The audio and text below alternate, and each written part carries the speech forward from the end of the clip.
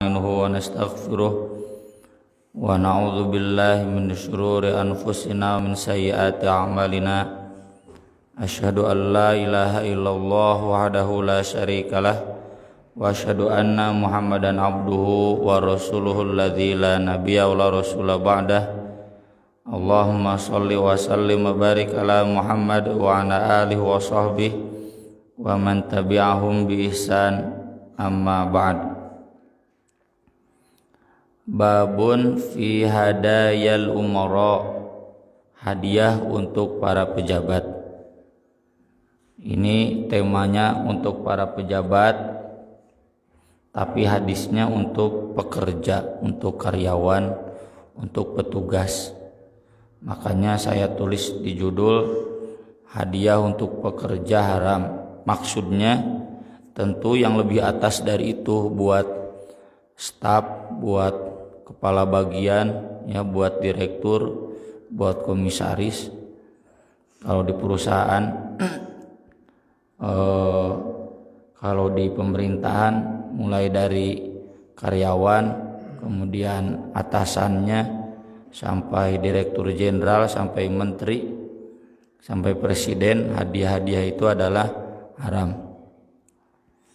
Hadisnya yang kemarin-kemarin juga sudah kita singgung, yaitu hadis Ibnu Lutbiyah.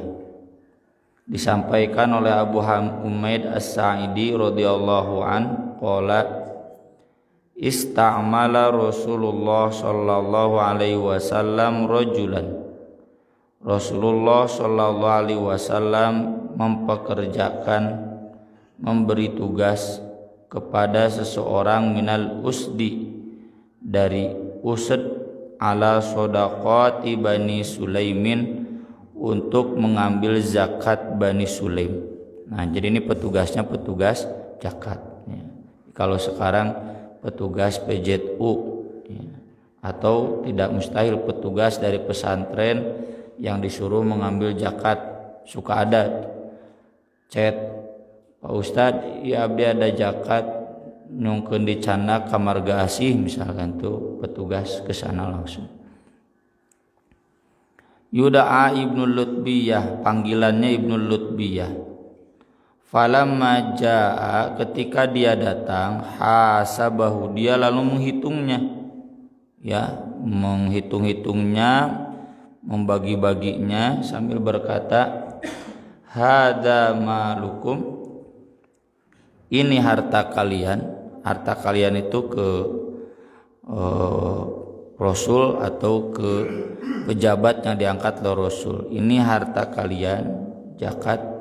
Wa hadza hadiyatun, dalam riwayat lain wa hadza uhdiyali, ini hadiah untukku, ya. Jadi dia ketika mengambil zakat, zakat itu dia ambil, lalu ada yang memberikan hadiah, dan hadiah itu juga dia ambil. Ketika datang ke Nabi yang disetorkan zakatnya, hadiahnya enggak. Ini mah mending, masih diperlihatkan hadiahnya. Ini hadiah untukku. Loh, hari ini orang dapat hadiah tidak dilaporkan sama sekali, bawa we ka imah langsung, ya. Alasannya sudah tahu sama tahu. Iya, tahu sama tahu dalam kemaksiatan enggak boleh. Sudah suka sama suka, ya, suka sama suka, zina oge suka sama suka, haram haram, ya, tidak kemudian jadi halal. Faqala Rasulullah sallallahu alaihi wasallam, maka Rasulullah sallallahu alaihi wasallam berkata kepada dia, marah, fahalla, halate hal dan la, mengapa tidak jalasta kamu duduk fi baiti abik, di rumah bapak kamu, wa ummik, dan rumah ibu kamu, hatta ta'tiyaka, ada enggak hadiah yang datang kepada kamu, in kunta shadikan qadikon, jika kamu benar. Nah, ini jadi definisi. Hadiah yang Nabi larang itu hadiah yang terkait pekerjaan, hadiah yang terkait jabatan, ya. Maka dari itu ketika Umar bin Abdul Aziz tegas, ya, hadayal umma rishwah, kata beliau, khalifah Umar bin Abdul Aziz, khalifah solih generasi tabiin, cucu ya, bukan cucu, cicit buyut ka Umar bin Khattab deh ya, menantu dari Abdul Malik bin Marwan, khalifah yang memenangkan perang dengan Abdullah bin Zubair. Ini soleh. Beliau memberikan aturan hadiah untuk para pejabat, hadiah untuk para petugas negara itu hukumnya riswah.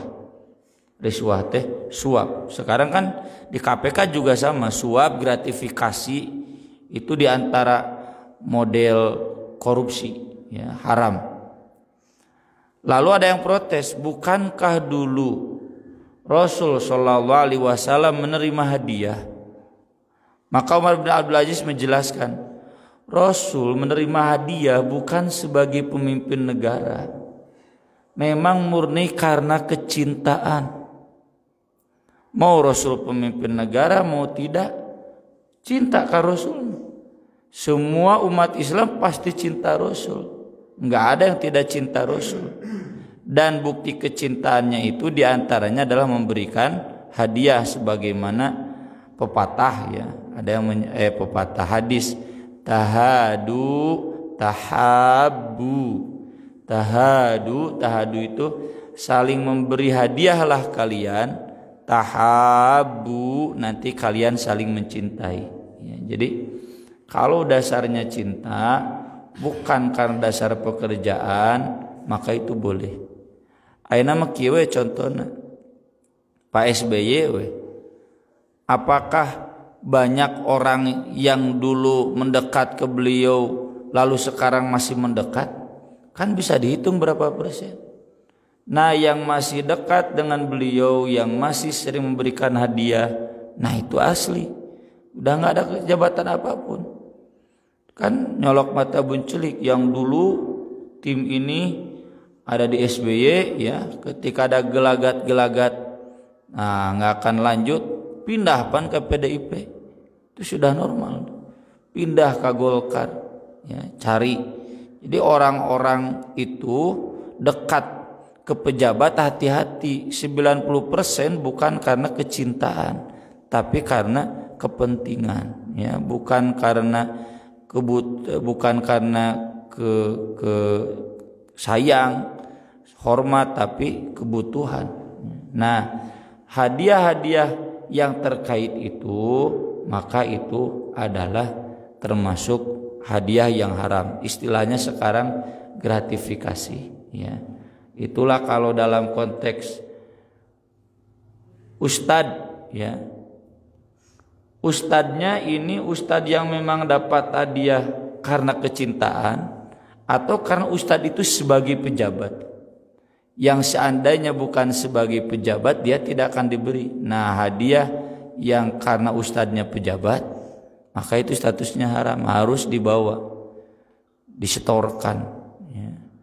Atau kalau di sekolah guru parkir, tukang parkir ya, kepala TU misalkan malah layar hutang ya, bagian keuangan, itu kalau mereka dapat hadiah itu bukan karena cinta ke pribadinya dati wawu ya, bukan karena sayang ke gurunya, orang tua sayang ke wali kelasnya, bukan, tapi karena tugas wali kelasnya. Sok lamun teu jadi wali kelas aya mah nu mere orang tua ya. Misalkan nih orang tuanya ayat ya. Kalau seandainya kita tidak menjadi sebagai guru, sebagai pejabat, ayat mere moal. Itu jelas ya. Termasuk tukang parkir. Nah, jadi istilahna teh ieu nya dileuwihan. Kalau dia tidak jadi tukang parkir, aya mau mereka manehna. Moal itu berarti bukan karena cinta orangnya, tapi karena jabatannya, pekerjaannya. Maka pas lamun tukang parkir ngajeblak dina tonggongna no typing ya, tidak boleh ada tip. Kalaupun menerima, maka disetorkan, dikumpulkan, khusus ada kas ya untuk mengumpulkan tip ya. Jadi nanti kemudian dibagi rata. Misalkan karyawan parkirnya ada 10, nah jumlah tip dalam 1 bulan itu misalkan ada 100.000, bagi-bagi ke 10 orang. Semuanya 100.000, misalkan 500.000, 50.000 sewa. Coba ini mah palebah parkiran mobilna Fortuner, wah boro-boro. Lantaran merena pasti gede. Kitu mah Avanza nangareret karena mereka cenah pasti leutik. Jadi ada ketidakadilan. Summa khotobana, kemudian Rasul sampai berkhutbah kepada kami. Fahamidallah azza wa jalla, beliau bertahmid kepada Allah azza wa jalla, wa athna alaih, dan menyanjungnya. Ya. Innal hamdalillah nahmaduhu wa nasta'in, dan seterusnya. Summa qala amma ba'd fa inni astamilur rajula minkum 'alal amal. Saya memberi tugas seseorang di antara kalian untuk satu tugas. Nah ini garis bawahnya. Hadiah itu haram kalau kita berstatus sebagai petugas, sebagai pekerja, sebagai pejabat yang menerima amanah pekerjaan. Mimma wallani Allah, dari tugas yang Allah kuasakan kepadaku. Nah ini kebetulan terkait zakat ya. Termasuk nih ya petugas PJTU dapat hadiah. Memang gak usah kalau bisa ditolak, kalaupun tidak bisa ditolak, bawa, distorkan, kumpulkan khusus hadiah-hadiah.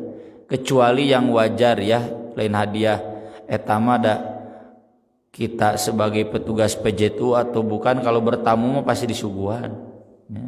Itu mah terlepas apakah kita sebagai pejabat, sebagai guru atau tidak. Orang biasa pun kalau bertamu pasti disuguhan. Kalau tidak disuguhi ya itu berarti doraka yang punya rumahnya. Fayati, lalu dia datang si petugas itu, fayaqulu, lalu dia ngomong, hadza malukum wa hadza hadiyatun udiyat li. Nah, ini adab ya. Jadi Nabi SAW kalau ada satu kasus, beliau selalu menjadikan bahan ceramah, bahkan jarang ditunda. Ya, kalau ada satu kasus ini langsung beliau ceramah. Tentunya ketika ada para sahabat, nyai sorangan nggak harus menunggu khutbah Jumat, nggak harus menunggu pengajian, karena memang Nabi pasti didengar. Ya, kalau kita ya mungkin menunggu momentum di kelas atau misalkan di mana ya, boleh. Dan ketika menyinggungnya nggak disebutkan namanya, tapi disebutkan sifatnya saja. Saya menunjuk seseorang begini, lalu dia begini, nggak usah disebutkan namanya. Dan orang yang tersebut, mohon maaf, jangan merasa tersinggung. Ya. Itu untuk semua. Ini demi kemaslahatan bersama. Jadi seandainya saya punya salah, lalu kemudian dibahas oleh guru saya, oleh atasan saya dalam ceramahnya, jangan merasa tersinggung. Karena kalau mengukur tersinggung, ini Nabi sudah menyinggung dia. Dianya ada, Nabi ceramah persis sama dengan yang kejadian dia. Tong suudon kadinya, ini demi kemaslahatan bersama ya. Ini demi kebaikan bersama. Jadi satu masalah jangan ditunda-tunda. Langsung saat itu juga kasih tausiah. Afala jalasa fi baiti abihi wa ummihi. Ketika dia datang dia ngomong, ini harta zakat, silakan saya setorkan. Wa hadza hadiyatun uhdiyat li.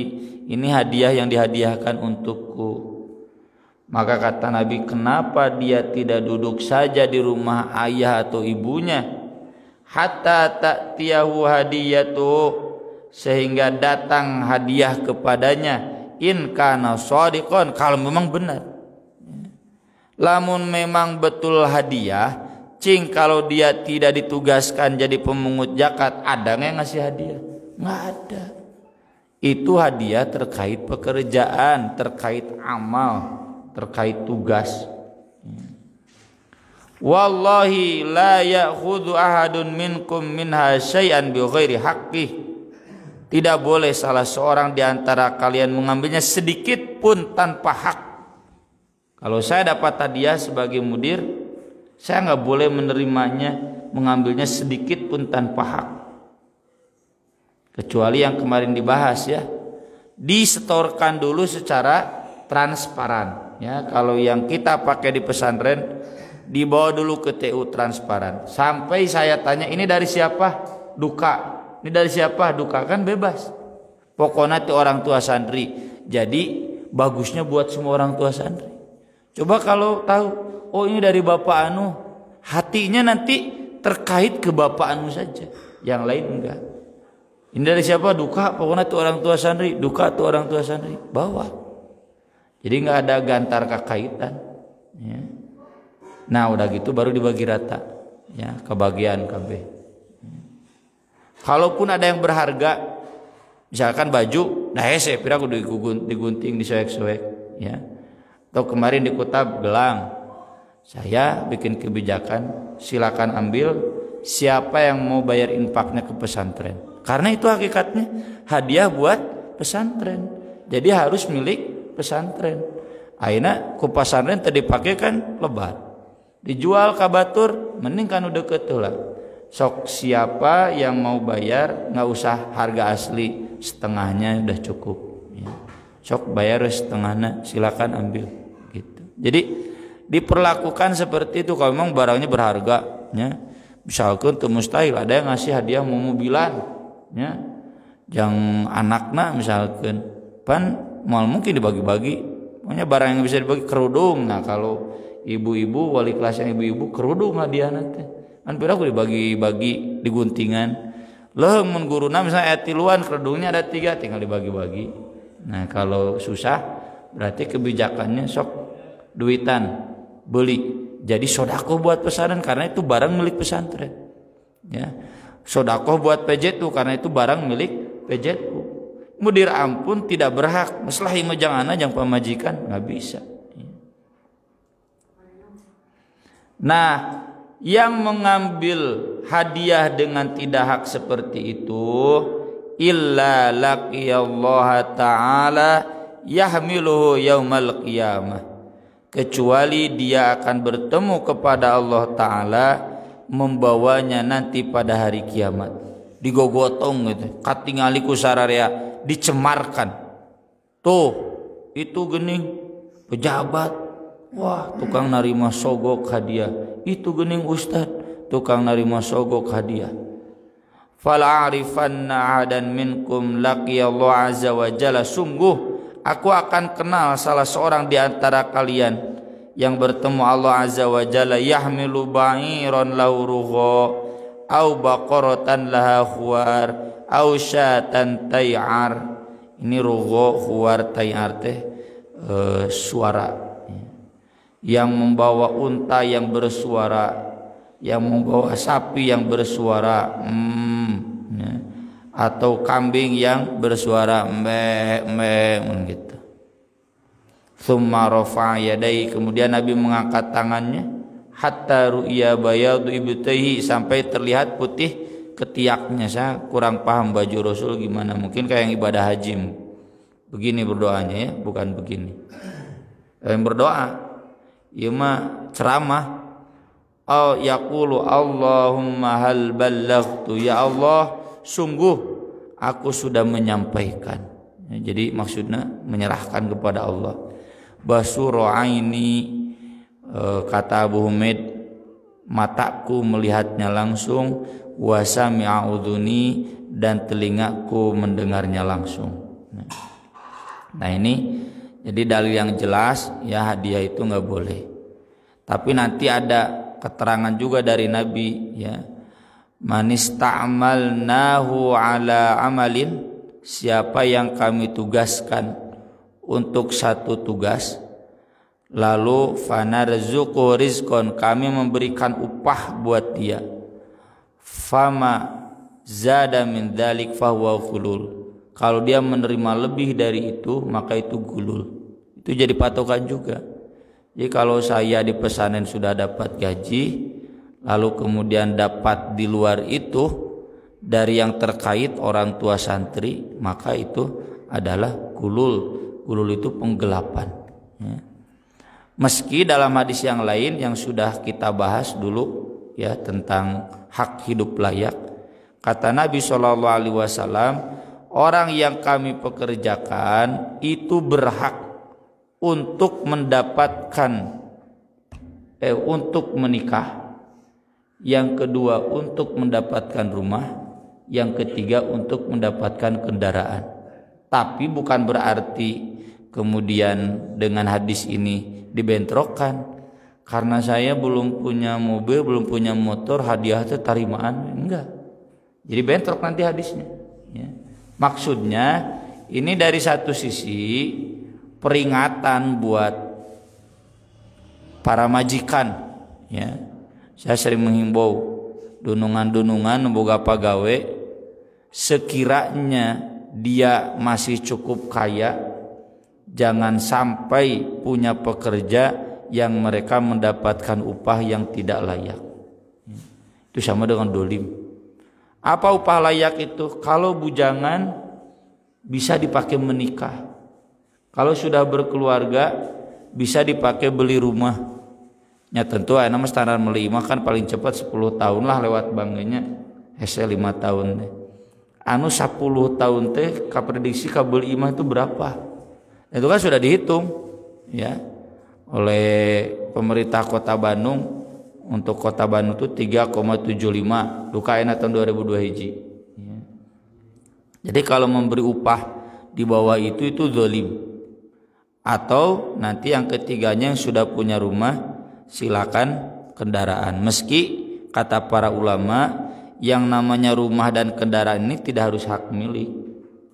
Jadi oleh perusahaan disediakan rumah, disediakan kendaraan gratis, tapi selama dia menjabat di perusahaan itu. Sesudah tidak ya dikembalikan lagi. Itu yang dipraktikkan di kehilafahan Islam. Jadi karena kehilafahan Islam tidak bisa memberi rumah gratis hak milik, tidak bisa memberi kendaraan gratis hak milik, maka istilahnya rumah dinas ya, kendaraan dinas. Jadi tidak harus memberi hak milik karyawan perusahaan atau pejabat itu, tapi bisa juga hak guna pakai ya, HGU ya, kasus Habib Rizik. Nah, di luar itu kalau dia masih memperkaya diri itu ghulul ya. Ya itulah yang kita saksikan di menteri-menteri, di hakim-hakim, petugas jaksa. Padahal gajinya sudah cukup, apalagi KPK ya, pimpinan KPK itu gajinya 40 juta. Bersih gitu. Atau karyawan-karyawannya gajinya gede, cukup itu. Kalau masih merasa tidak cukup, nah itu ghulul, itu korupsi. Jadi kalau dia masih mencari penghasilan, sumber-sumber dengan berbagai cara di dunia pekerjaannya itu adalah ghulul. Nah, nggak usah ada pertentangan dengan hadis ini. Dan cenah saya mah belum punya rumah, jadi berhak menerima dia, enggak. Tetap saja meski ini kaitannya dengan pekerjaan, ketika ada hadiah itu setorkan dulu ke Rasul, setorkan dulu ke pimpinan. Nah itu nanti jadi kewajiban pimpinan. Saya cenah sudah disetorkan ke pimpinan, tapi malah pimpinan itu yang memakannya. Punten misalkan seperti di polisi cenah ya, di bawahan itu harus setor ke atasan. Dan buharna mah atasan we, jenderal-jenderal nu dihanap nama nu ripuhna we, yang bagian cari uang komisi, uang lebih. Nah itu sama dolim. Jadi bukan masalah disetorkan ke atasan, tapi masalahnya ini hadiah itu untuk lembaga, maka lembaga itu yang mengaturnya, tidak kemudian untuk memperkaya diri sendiri orang-orang tertentu. Nah ini jadi sekali lagi hadis ini berlaku untuk mulai dari yang level kecil pekerja atau pejabat yang paling rendah sampai pejabat yang paling tinggi, sampai majikannya, sampai komisarisnya ya. Sekarang kan yang namanya tender-tender proyek di pemerintah lupatna ka direktur, komisina, ka komisaris, karyawan mah tada kabagian. Maka itu semua adalah termasuk harta yang haram. Hadis berikutnya tentang baiat, insyaallah nanti disambung di kajian yang akan datang. Aqulu qouli hadza wa astaghfirullah li wa lakum. Subhanakallahumma bihamdik asyhadu an la ilaha illa anta astaghfiruka wa atubu ilaik. Wassalatu wassalamu ala rasulil karim. Wassalamu alaikum warahmatullahi wabarakatuh.